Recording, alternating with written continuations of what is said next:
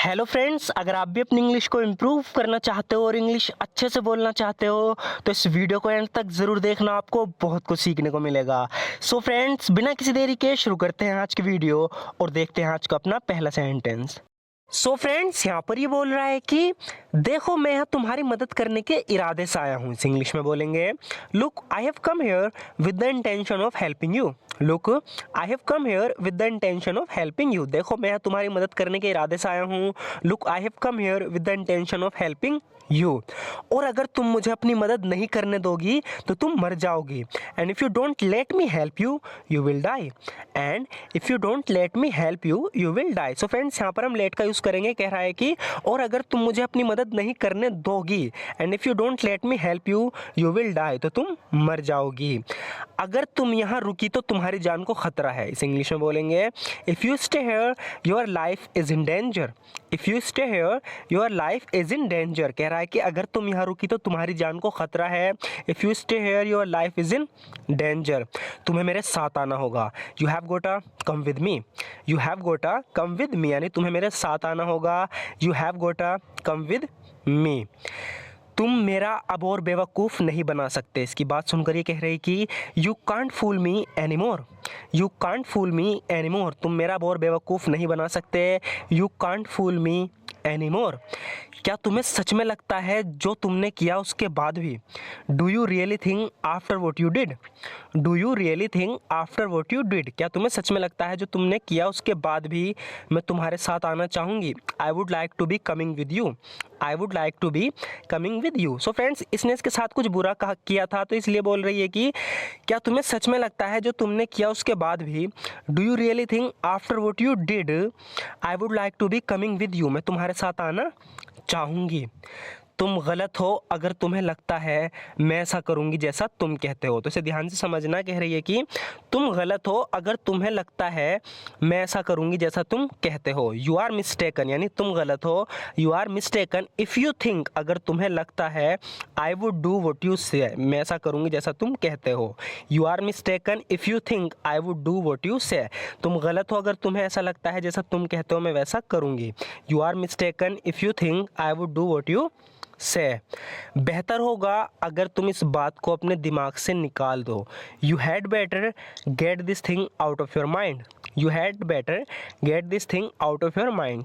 So friends, जब भी मैं इस तरीके के सेंटेंस यूज़ करता हूँ जिसमें यूज़ होता है हैड बेटर का, तो ज़्यादातर कमेंट्स में मुझे बोलते हैं कि सर ये स्ट्रक्चर गलत है। बट ये गलत नहीं है। जब भी हम हैड बेटर का यूज़ करते हैं उसकी मीनिंग चेंज हो जाती है। यहाँ पर हम किसी को कोई सलाह सी देते हैं, किसी को सजेशन देते हैं। जैसे यहाँ पर ये कह रही है कि यू हैड बेटर, तो इसकी मीनिंग पास्ट में नहीं होगी, मीनिंग प्रेजेंट में या फ्यूचर में होती है। जैसे कह रही है कि you had better get this thing out of your mind. बेहतर होगा तुम इस बात को अपने दिमाग से निकाल दो। तो बात पास्ट में नहीं हो रही, अभी में हो रही है। You had better get this thing out of your mind. तो ध्यान रखना, जब भी हम हैड बेटर का यूज़ करते हैं उसकी मीनिंग कभी भी पास्ट में नहीं होती। कह रही है कि बेहतर होगा तुम इस बात को अपने दिमाग से निकाल दो। You had better get this thing out of your mind. मैं जानता हूँ मेरी वजह से तुमने बहुत कुछ सहा है। कह रहा है कि I know you have suffered a lot because of me. I know you have suffered a lot because of me. मैं जानता हूँ मेरी वजह से तुमने बहुत कुछ सहा है।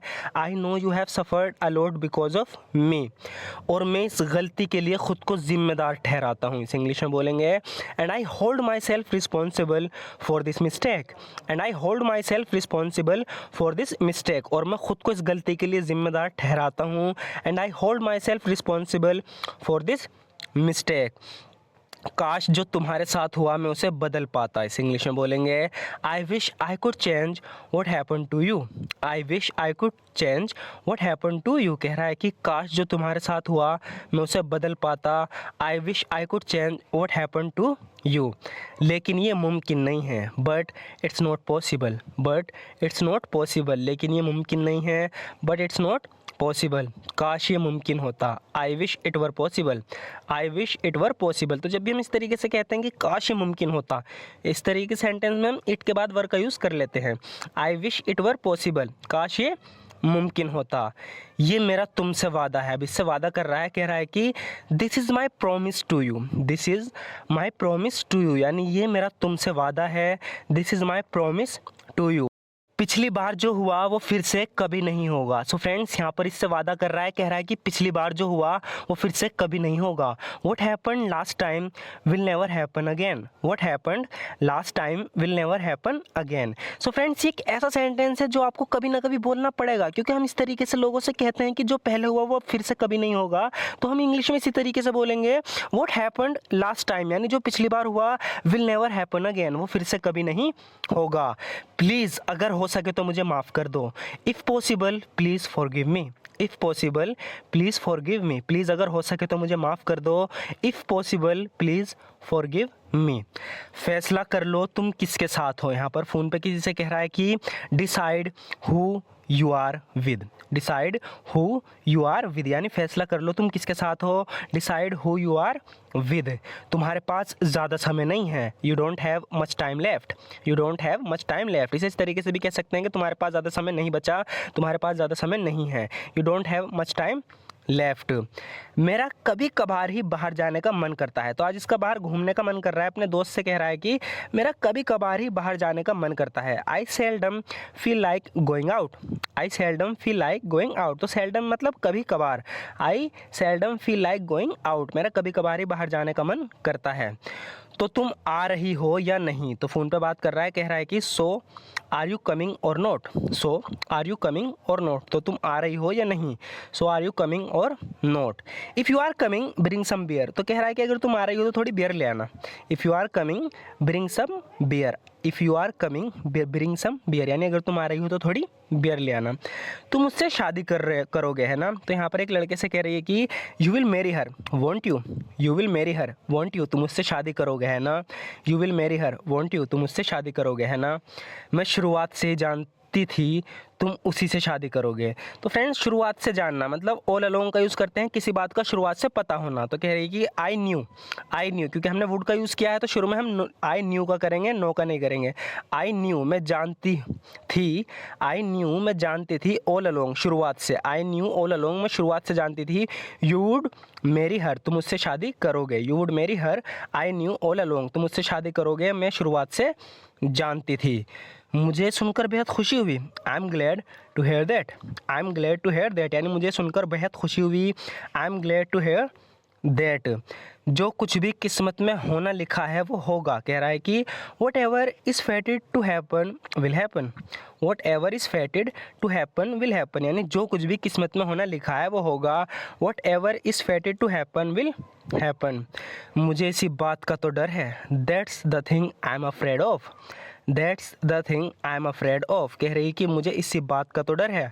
That's the thing I am afraid of. ये कुछ हद तक सच है। कह रहा है कि ये कुछ हद तक सच है। It's true to some extent. It's true to some extent, यानी कुछ हद तक सच है। It's true to some extent. थोड़ा सब्र रखो, हैव सम पेशेंस। तो कोई किसी से पूछ रहा है कि जल्दी बताओ, किसी बात को ज़्यादा जल्दी कर रहा है, तो कह रही है कि हैव सम पेशेंस, यानी थोड़ा सब्र रखो। हैव सम पेशेंस, तुम्हें सब कुछ बता दिया जाएगा। You will be told everything, ये पैसिव वॉइस में sentence. You will be told everything, तुम्हें सब कुछ बता दिया जाएगा। You will be told everything. So friends आज की वीडियो में इतना ही। ज़रूर बताना आपको वीडियो कैसी लगी। और